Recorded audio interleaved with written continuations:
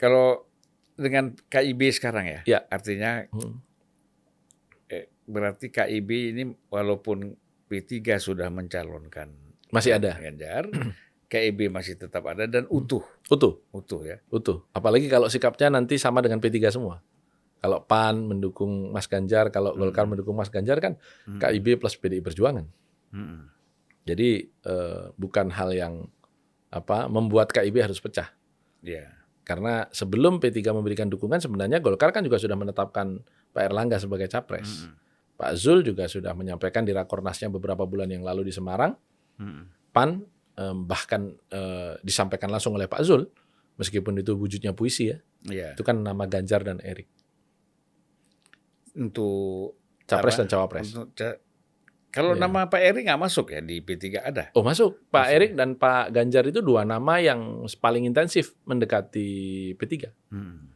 Karena beliau berdua menyatakan kalau di-endorse oleh Presiden untuk melakukan pendekatan ke partai-partai Islam, termasuk P3. Dan Pak Erik, Pak Erik, Pak Sandi itu dua figur yang paling sering datang di acara-acara P3. Dua figur dari luar P3 yang paling sering datang di acara-acara P3. Itu Pak Sandi dan Pak Erik ya? Ya, dua-duanya. Dua-duanya pengusaha. Ya. Dua-duanya menteri. Ya. Dua-duanya calon kuat cawapres. Betul. Dan calon kuat sama-sama di-endorse oleh Pak Jokowi, Presiden. Ya. Presiden. Ya. Waduh, ini kalau sebenarnya dua-dua jadi satu wakil sana, satu wakil sini menarik nih. Tapi kalah. Menurut survei. Oh ya? Ya, karena yang tertinggi ya 3 orang itu. Anies, Ganjar dan bukan untuk wakil, Prabowo. untuk wakil maksudnya. Untuk wakil. Maksudnya untuk dua-duanya maju cawapres. Ya. Bisa saja. Ya. Bisa saja nanti Ganjar bisa. Sandi sama Prabowo Erik. Iya. Bisa saja. Dan kalau itu terjadi menurut saya Presiden cukup happy ya karena semua adalah menterinya atau aparatnya ya. Karena gubernur kan juga aparatnya Presiden juga karena kepanjangan tangan pemerintah pusat kan. Gitu. Hanya Pak Anies saja nanti saya nggak tahu siapa wakilnya. Tapi pertimbangannya ya kalau Pak Prabowo maju, kemudian Ganjar maju, Anies maju nih bisa jadi Anies melejit nih nggak? Kalau menurut survei kan ranking 1-nya masih Pak Ganjar, ranking 2 Pak Prabowo, meskipun di survei lain kadang Pak Prabowo yang nomor 1, angkanya terpaut tipis 2 orang itu, kemudian Pak Anies agak sedikit di bawahnya lagi, baru kemudian yang lain lebih bawah lagi gitu. Jadi kalau dilihat dari polling sih sepertinya agak sulit Pak Anies untuk mendapatkan posisi 2 besar ya kalau terjadi 2 putaran. Bahkan angka Pak Anies makin kemari makin turun karena memang kehilangan panggung. Orang di Indonesia itu kan kalau nggak punya jabatan publik, Bang Zulfan, jangankan panggung, bikin konten media sosial aja susah. Kecuali Bang Zulfan ustadz dan motivator, nah itu bisa ngomong kapan-kapan kan. Tapi kalau enggak susah Bang. Iya. Betul itu saya ngerasain kok itu. Bikin konten apa kita ini?